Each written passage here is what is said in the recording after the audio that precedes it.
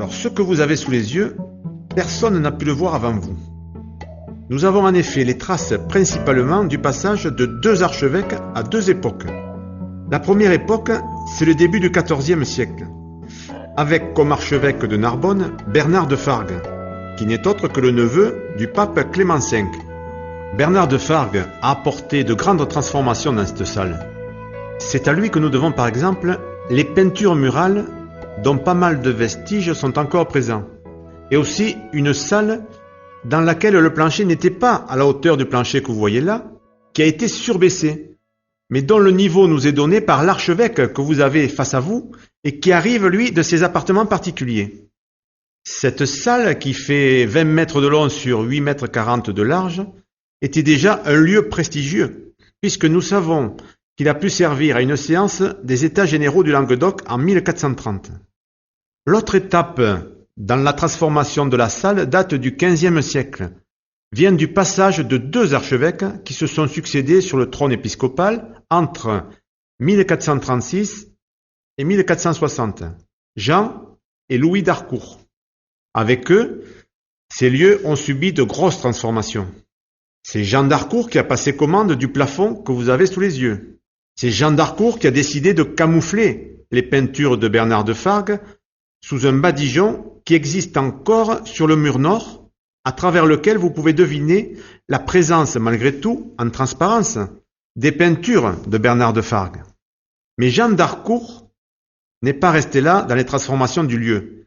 Il a décidé aussi de subdiviser cette salle en trois ensembles. Alors, si vous regardez la poutre la plus éloignée, vous allez voir dans le quart le plus à gauche de cette poutre une trace claire qui signalait là la présence d'une cloison. Si maintenant vous regardez l'avant-dernière poutre et le dessous de cette avant-dernière poutre, vous allez voir des encoches qui permettaient par un jeu de tenons et de mortaises de subdiviser encore le lieu. En fait, au lieu d'une salle, il y en avait trois.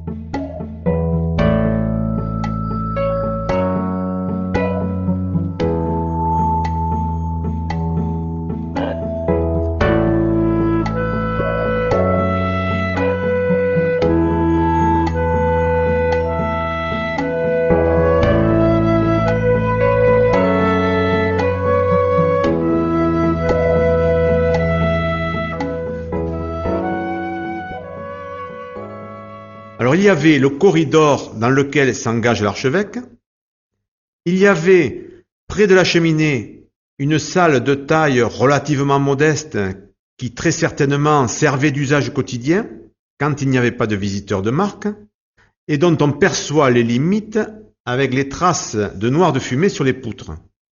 Et puis il y avait enfin la salle d'apparat d'une centaine de mètres carrés seulement qui se trouvait entre l'avant-dernière poutre et l'endroit où nous sommes. Ce plafond est caractéristique d'œuvres longtemps négligées et dont on est en train de s'apercevoir qu'elles sont très nombreuses et de grande qualité, plus particulièrement dans l'arc méditerranéen. Il est typique des plafonds languedociens des XIVe et XVe siècles. On y retrouve des poutres maîtresses en sapin, abattues en 1446, qui portent des peintures décoratives faites d'entrelacs, de végétaux stylisés, ou sur lesquelles on peut trouver les armes du maître des lieux, l'archevêque d'Harcourt. Mais la grande caractéristique de ces plafonds, c'est l'attention qui a été portée au closoir, c'est-à-dire ces plaques de bois situées entre deux chevrons pour en clore l'intervalle, closoir ou bugé. Il y en avait plus de 200 à l'origine, il nous en reste plus d'une centaine bien clairement lisibles. Alors regardons de près les closoirs situés au-dessus de nos têtes. Chacun mesure 40 cm de long, 20 cm de haut. Mais ces closoirs ne pouvaient être visibles qu'à une certaine distance, puisque le plancher était à l'origine 4,50 m en dessous. Il a donc fallu, pour les artistes, apprendre à être bien lisibles à cette distance, d'où le sens du raccourci qu'ils cultivent comme dans les bandes dessinées, leur souci de souligner le contour des personnages d'un trait noir, leur désir de passer souvent des teintes relativement à plat et leur recherche en économisant les moyens de la force de l'expression.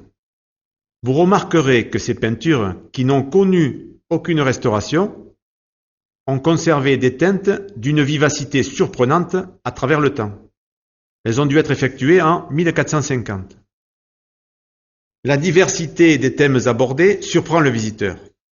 Animaux multiples, beaucoup d'oiseaux, notamment de très nombreux échassiers, mais aussi, à côté de ces animaux bien réels, tout un bestiaire fantastique, surprenant par sa créativité. À côté de cela, des scènes montrant la vie sociale, telle qu'elle pouvait se dérouler au XVe siècle, à la fois chez les aristocrates, mais aussi chez les gens du commun. En fait, derrière ces scènes hétéroclites, et à la variété surprenante, se cache sûrement tout un univers.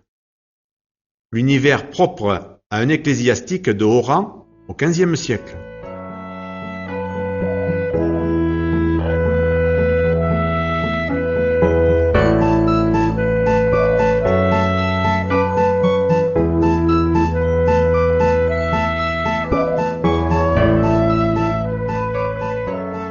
Quand on nous montre un chien, c'est un lévrier, un chien d'aristocrate.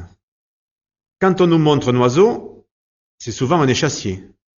Donc il y a volonté d'affirmer un rang social.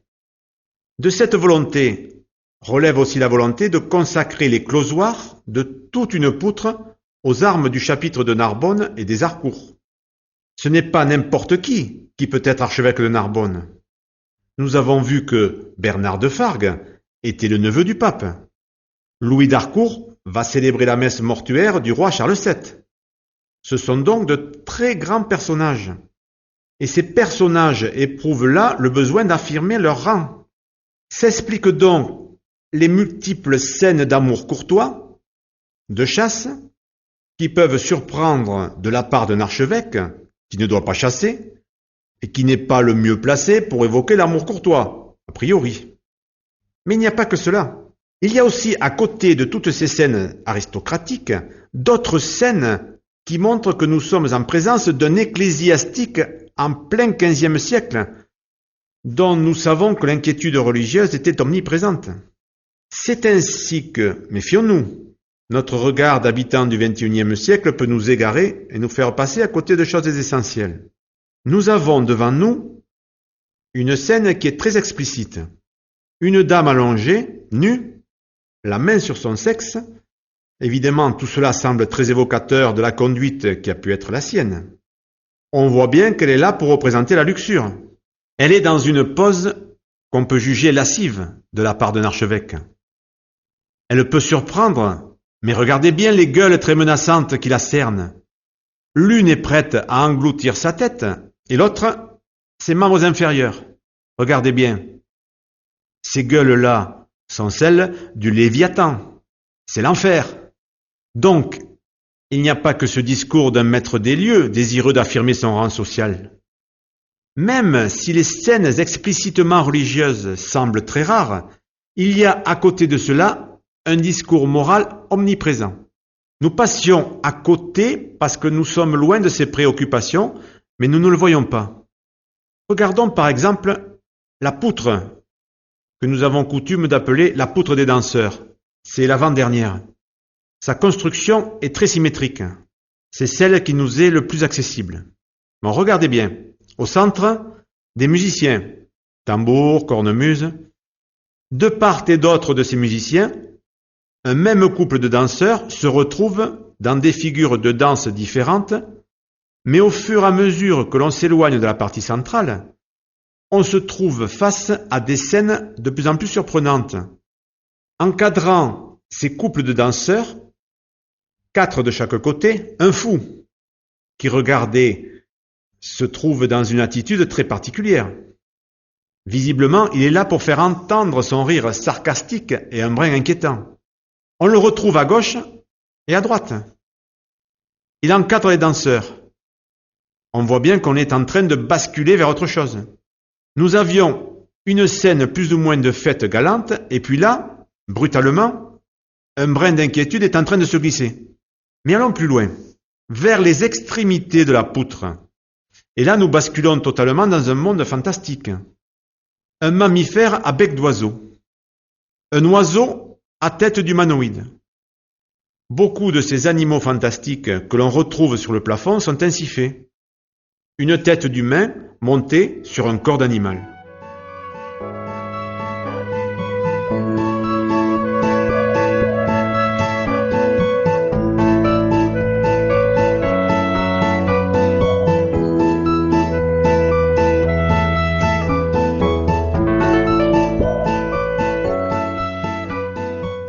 Est-ce fortuit?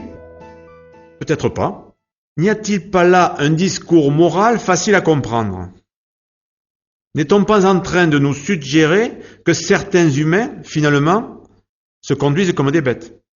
Interprétation gratuite, me direz-vous? Pas sûr. Regardez maintenant l'extrémité de la poutre et le corbeau qui la soutient. Regardez bien. Vous allez retrouver les mêmes mâchoires infernales, les mêmes mâchoires qui encadraient tout à l'heure notre pécheresse. Et maintenant que vous avez repéré ça, regardez les autres poutres qui nous restent, puisque 3 de ces poutres ont traversé le temps. Vous allez voir que chacune de ces poutres se termine par les mêmes mâchoires du Léviathan. Il y a donc un discours moral de l'archevêque qui met en garde. C'est bien visible, c'est contemporain, en leur rappelant que la vraie vie, celle qui compte, est ailleurs.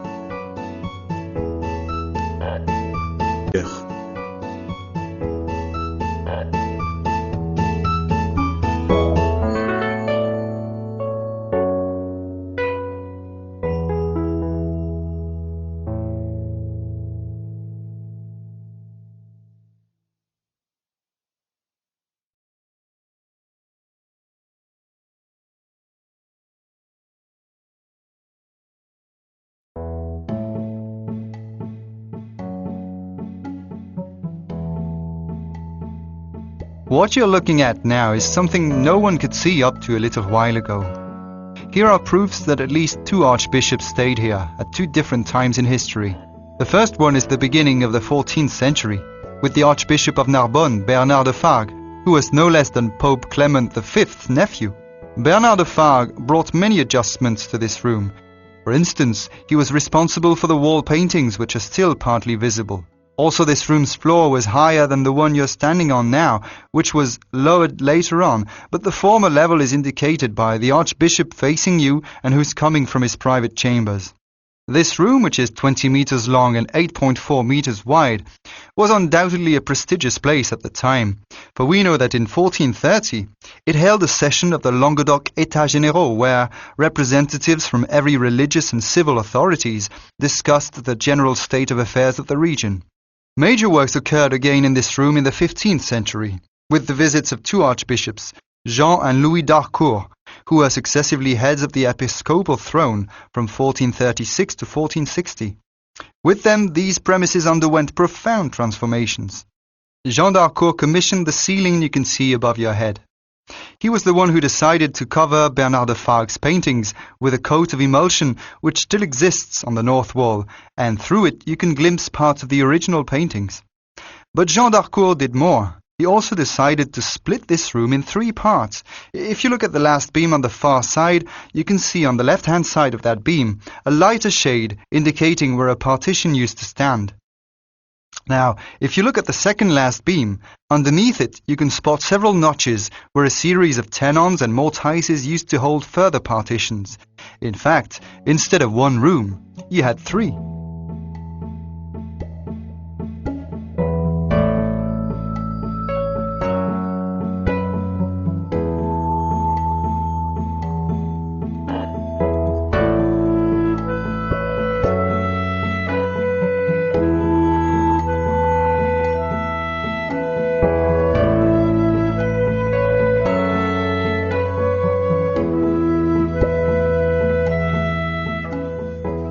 Well, first there used to be a corridor.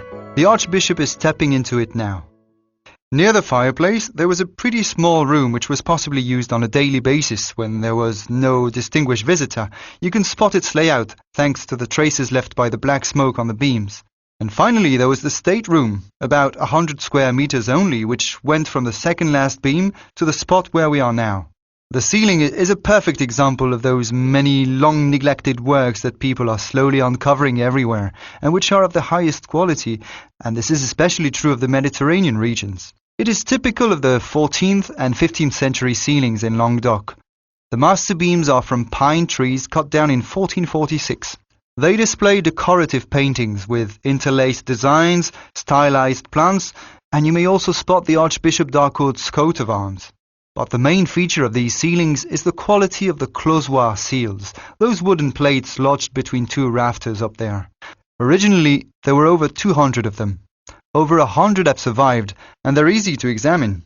Let's look at those closoir plates above our heads. They're 40 centimeter long by 20 centimeter wide each.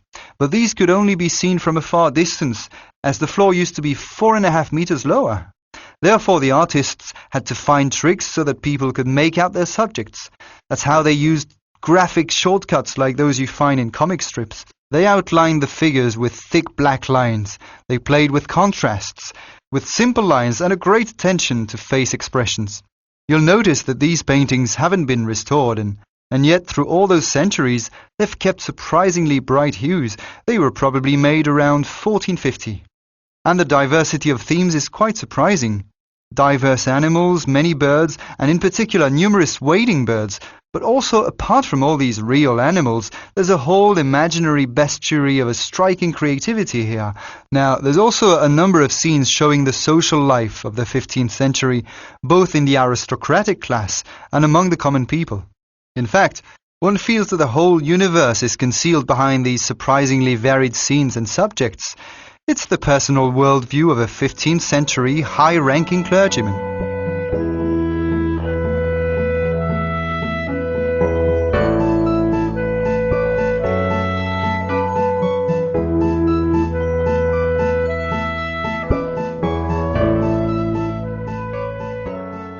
Now look, when we're shown a dog, it's a greyhound, an aristocrat's dog.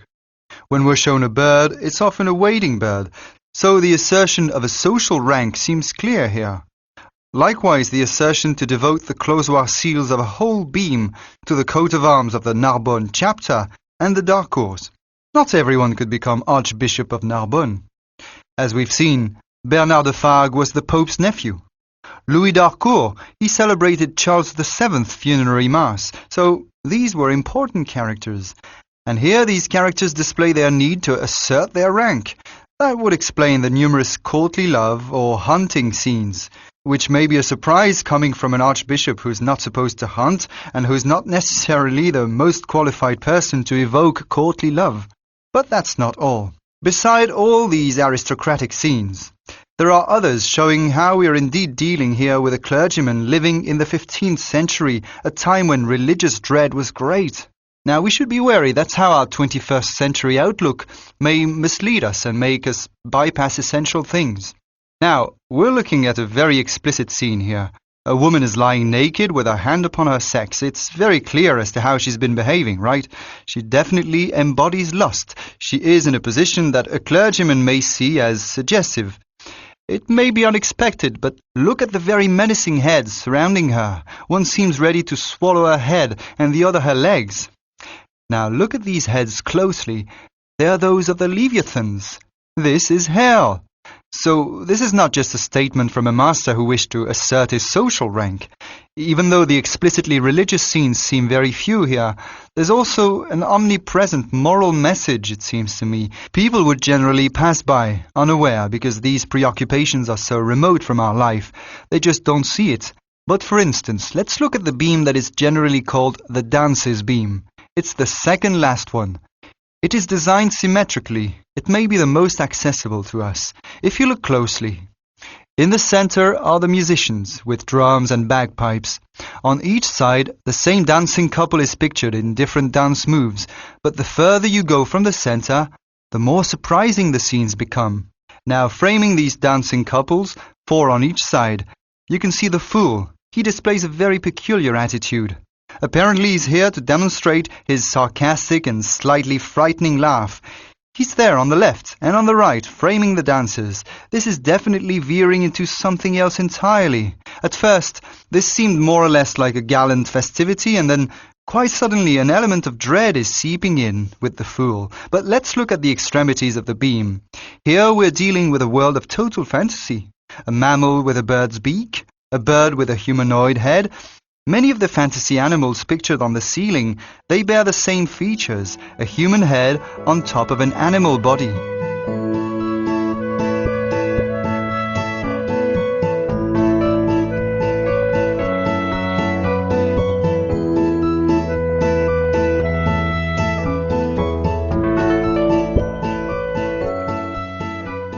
Well, is this just chance?